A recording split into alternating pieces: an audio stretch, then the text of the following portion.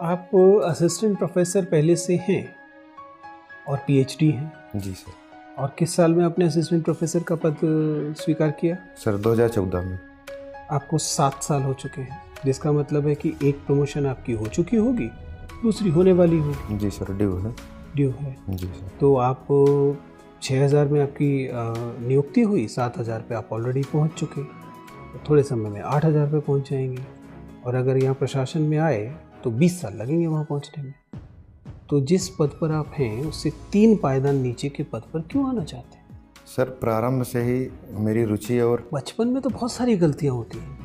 बचपन की भूलों के लिए सारे जीवन थोड़े ना बर्बाद नहीं सर, करेंगे। गलतियां नहीं हैं, क्योंकि मैं शुरू से ही सिविल सेवा के लिए ही लगा था। वो इसलिए कि तब आपको पता नहीं था कि वो छोटा पद है, अब आपको पता है कि आप बड़े पद पर हैं। सर मेरे लिए पैसा और ग्रेड पे कोई मायने नहीं रखती है। पैसा, ग्रेड पे, सामाजिक रुतबा, ज्ञान, सब कुछ में आप बेहतर हैं। यहाँ पर साधारण बीए पास के लोग होंगे, वहाँ जिस पद पर आप हैं वहाँ पीएचडी न्यूनतम अर्हता हो गई है जुलाई से।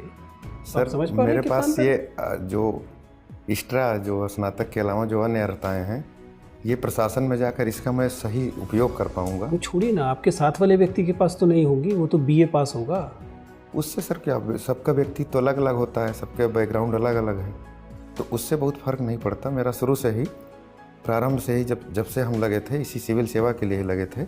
सिलेक्शन के पहले भी हम 2 बार साक्षात्कार तक पहुँचे थे, यदि फाइनल सिलेक्शन नहीं हो पाया। बचपन में जो आपने किया वो 15-20 साल का, 25 साल की उम्र तक समझ में आता है। अब आप 34 साल के हो चुके हैं। जी सर।